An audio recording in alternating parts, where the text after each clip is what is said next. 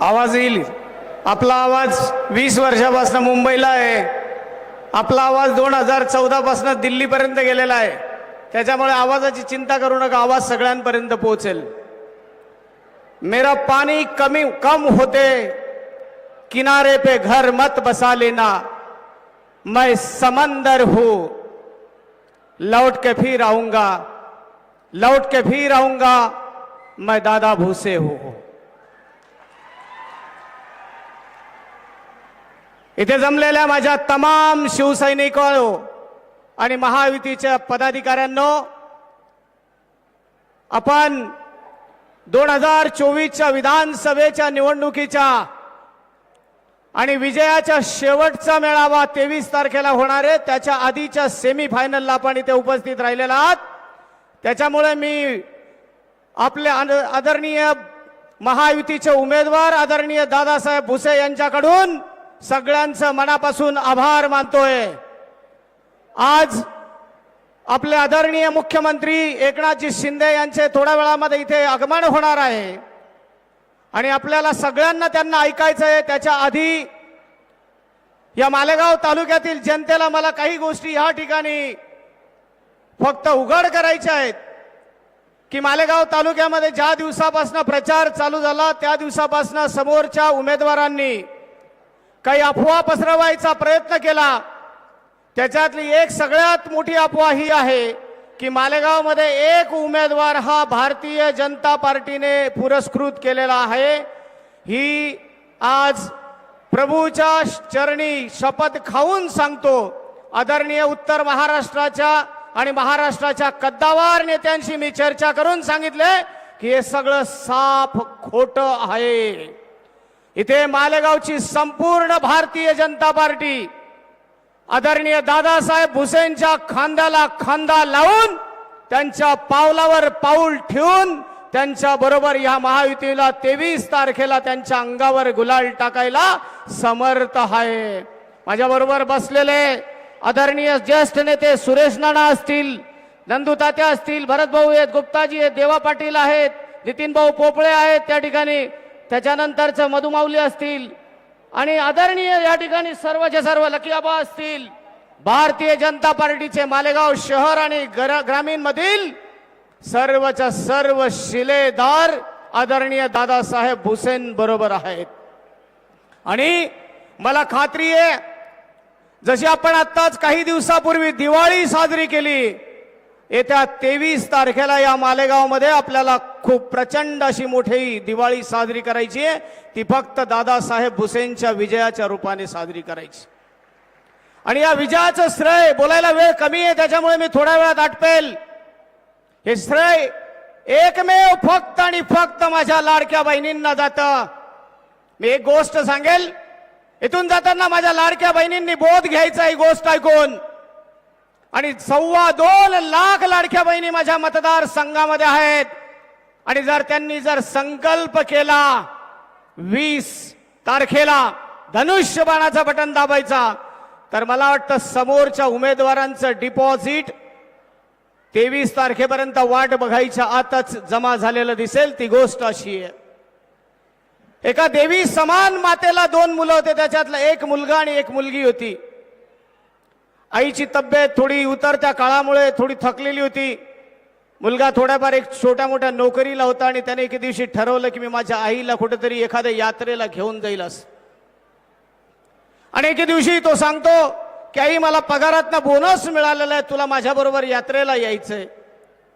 आई म्हणते बाबा आपण दोघं गेलो तर तुझी लाडकी बहीण आहे, तिला पण आपल्याला सोबत घ्यावं लागेल. ठीक आहे, काही हरकत नाही, आपण 3 जण यात्रेला जाऊ असं. पण लाडकी बहीण सांगते की भाऊ माझी पुढे परीक्षा आहे, मला येणं शक्य नाही, तू आणि आई त्या यात्रेला जाऊ नये असं. तिच्या परीक्षेमुळे थोडा नाईलाज होतो. तो मुलगा आणि त्याची आई यात्रेला निघतात आणि यात्रेला जाताना त्या समुद्रामध्ये जहाजामध्ये यात्रा करतात. आईला जहाजाची यात्रा करायची म्हणून तो आईला सोबत घेऊन जातो. आणि बऱ्याच दिवसाचा समुद्रातला प्रवास जहाजाचा चालत असताना एके दिवशी ते जहाज बिघडतं आणि जहाज पाण्यामध्ये बुडतं. आणि पाण्यामध्ये बुडल्यानंतर ते दोन्ही मायलेक एकमेकांकडे बघतात की आम्ही मोठ्या अपेक्षेने आई तुझं आजार पण दूर करावं, तुला कुठेतरी चांगलं दिवस यावेत बघावेत याच्यासाठी मी तुला इथपर्यंत घेऊन आलो. पण परमेश्वराची इच्छा काय मला वाटतं आपल्याला वाचवण्याची दिसते का नाही ते बघूया. पण कुठेतरी प्रत्येकाला मिळेल तशा परिस्थितीमध्ये जीव वाचवायचा प्रयत्न करतात. आणि एक छोटीशी होडी ह्या दोघी मायलेकांना मिळते. ते दोघंच्या दोघं त्या होडीमध्ये बसतात. होडी पार करायचा प्रयत्न करतो पण दोघांचं वजन ती होडी सहन करू शकत नाही. आई मुलाला सांगते की तू ह्या होडीमध्ये घरी जाय, मी मेली तरी चालेल. मुलगा सांगतो अशक्य नाही, मी मेलो तरी चालेल पण तू मात्र घरापर्यंत जाय, कारण माझी बहीण तुझी वाट बघते. आई सांगते बाळा तसं करू नको, मी गेली तरी चालेल पण तुझ्या बहिणीला आधार तू आहे. असं करत करत करत शेवटी तो आईचं ऐकतो आणि आईला तिथे सोडून तो ज्या वेळेला तसंच त्या होडीने घरापर्यंत येतो. घरी आल्यानंतर त्याची बहीण त्याला विचारते की अरे तू तर घरी आलेला आहे पण आई कुठे आहे. त्याला उत्तर देता येत नाही. दोघं ओक्साबोक्सी रडतात, एकमेकांच्या गळेभेट घेऊन एकमेकांकडे त्यांचे अश्रू अनावर असतात. भाऊ काही बोलू शकत नाही, बहीण मात्र विचारल्याशिवाय राहत नाही. बहीण सांगते की जर तू माझ्या आईला जर दाखवला नाही तर याद राख तुझं मरेपर्यंत मी तोंड बघणार नाही. भावाला वाईट वाटतं की हिला काय सांगावास. शेवटी त्याचा नाईलाज होतो आणि तो सांगतो की आई समुद्रात बुडून मेली असं. ती सांगते बाग माझ्या आईला तू सोडून आले आसपासनं मी शपथ खाते, मी मेली तरी चालेल पण तुझ्याशी एक शब्द सुद्धा मी बोलणार नाही. दोघी अबोल होतात. एक दिवशी तिचा लग्नाचं वय येतं आणि भाऊ सळवतो की आता तुला लग्न करायचंय. ती म्हणते मला तुझी गरज नाही, मी तुझ्याशी बोलत नाही, तू माझ्याशी का बोलतो. पण त्याचं कर्तृत्व असतं बिचाराचं, तो तिचं कर्तृत्व त्याचं पार पाडण्यासाठी चांगलं स्थळ येतं आणि तिचं लग्न जमवतो. बहिणीचं लग्न थाटामाटात करतो. आणि ज्या वेळेला लग्न झाल्यानंतर तिला सासरी पाठवायची वेळ येते त्यावेळेला ती सासरी जाताना तिला आठवण येते की माझी एक वस्तू माझ्या कपाटामध्ये राहिलेली असते. आणि मग नंतर ती परत येते आणि परत आल्यानंतर ती कपाटातली वस्तू बघते आणि त्या वस्तूमध्ये एक डायरी ठेवलेली असते आणि ती डायरी तिच्या लक्षात येते. आणि ज्या वेळेला ती डायरी उघडते आणि डायरी उघडल्यानंतर तिच्या आईने तिथे लिहिलेलं असतं की मला दुर्धर असा कॅन्सर आहे आणि मी एक ना एक दिवस मी मरणार आहे. आणि म्हणून मी माझ्या मुलाला विनंती करते की जोपर्यंत मी जिवंत आहे तोपर्यंत मी तिच्या पाठीशी राहील, परंतु मी गेल्यानंतर माझ्या मुलीचं संगोपन तूच करशील. टचकन त्या बहिणीच्या डोळ्यामध्ये पाणी येतं की ज्या दिवशी माझा भाऊ समुद्रात माझ्या आईला सोडून आलेला होता त्यावेळेला कदाचित माझ्या आईने हेच सांगितलं असेल की मी तर एक दिवशी जाणार आहे परंतु तुझ्या पाठीमागे उभं राहावं तुलाच लागणार आहे. आणि म्हणून तो कदाचित माझ्यासाठी आला आणि उभं आयुष्य त्याने माझ्यासाठी झिजवलं. माझं लग्न केलं, आज मला संसार करण्यासाठी सासरी पाठवत असताना सुद्धा मी त्याचं तोंड बघायला तयार नव्हती, मी त्याच्याशी आयुष्यभर बोलायला तयार नव्हती. पण या भावाने माझ्यासाठी एवढं कर्तृत्व पार केलं, ज्याच्या खांद्यावर डोकं ठेवून मी रडायला पाहिजे होतं त्या भावाशी मी प्रतारणा करत होती. अशा बहिणीला मी आज सांगतोय जर तुमच्या एकनाथ शिंदे सारख्या भावांची आणि दादा भुसेन सारख्या भावांची जर प्रतारणा केली तर 2024 नंतर तुम्हाला कोणीही माफ करणार नाही. बहिणींनो लक्षात ठेवा. अरे माझ्या नेत्याचा अभिमान तुम्हाला सांगायला मला रात्र कमी पडेल. 20 वर्ष आयुष्यावर तुळशीपत्र ठेवून अवरात्र मेहनत करणारा माझा नेता. आणि जर तुम्ही बेरजेच्या राजकारणामध्ये बळी देण्याचा प्रयत्न करत असाल तर तुमची पुढची पिढी सुद्धा तुम्हाला माफ करणार नाही. लक्षात ठेवा. आणि हे पाप डोक्यावर घेऊन जर कोणाला मरायचं असेल तर मी त्याला आजपासून ठणकावून सांगतोय, काँग्रेस आणि राष्ट्रवादी काँग्रेस शरद पवार गट यांची महाराष्ट्रामध्येच नव्हे तर केंद्रामध्ये सुद्धा खूप मोठी खेळी आहे. महायुतीच्या मतांचं विभाजन करायचं, बेरजेचं राजकारण करायचं, महायुतीचे उमेदवार पडायचे आणि यांना सत्तेमध्ये यायचं आणि सत्तेमध्ये येऊन यांना मलिदा खायचा आहे आणि विकासाचं राजकारण यांना थांबवायचं आहे. काँग्रेसची रणनीती काँग्रेस आजपर्यंत कोणालाच कळली नाही. वोट बँक की राजनीती फक्त काँग्रेस आहे. सर्व समाजाला सोबत घेऊन जाणारं जर कोणी असेल तर आमचं महायुतीचं सरकार आहे.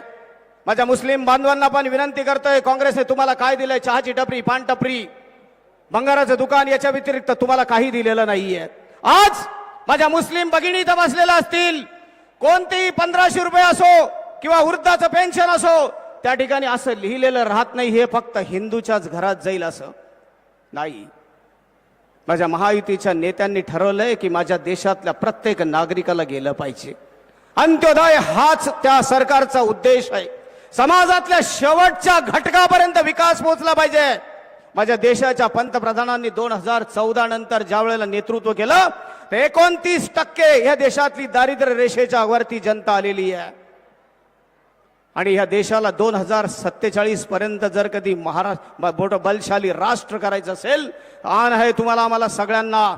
आमच्या राष्ट्रासाठी राष्ट्र प्रथम आहे, नंतर आमचा पक्ष आहे, नंतर आम्ही स्वतः आहोत. म्हणून राष्ट्र, देव, देश आणि धर्म याच्यासाठी तुम्हाला आम्हाला एकत्र यायचंय. कोणी किती विभाजनाची, कोणी किती बेरजेच्या राजकारणाची, कोणी विकास नसलेल्या गोष्टीची जर भारी भाषा बदलायचा प्रयत्न करत असेल तर माझ्या नेत्याच्या बाबतीत अभिमानाने सांगतो, त्याने 2.5-3 वर्षामध्ये जो जो विकास केलेला असेल तो तुम्हाला अनेक वेळा डोळ्यासमोर दाखवलेला आहे. आणि राहिलेला विकास जर असेल, या मालेगावला जिल्हा करायचा असेल, या मालेगावमध्ये मेडिकल कॉलेज आणायचं असेल, या मालेगावमध्ये अभियांत्रिकी कॉलेज आणायचं असेल, मालेगाव हे शिक्षणाची पंढरी झाली पाहिजे, मालेगाव उद्योगाचं शहर झालं पाहिजे, मालेगाव हे विकासाचं शहर झालं पाहिजे, असे जर तुमचे आमचे स्वप्न असतील, पुढच्या पिढीला चांगले दिवस आणायचे असतील तर आज सगळ्यांनी हात वरती करून शपथ खायची आहे. मी विनंती करतो आपल्या सगळ्यांना, पण सगळ्यांनी दोन्ही हात वरती करायचंय. आणि दोन्ही हात वरती करून 20 तारखेला आपली निशाणी धनुष्यबाणाचं बटन दाबून आदरणीय दादासाहेब भुसेंना 1 लाखाच्या मताधिक्याने निवडून द्यायचंय. आपली निशाणी, आपली निशाणी, आपली निशाणी. धन्यवाद. जय हिंद, जय महाराष्ट्र.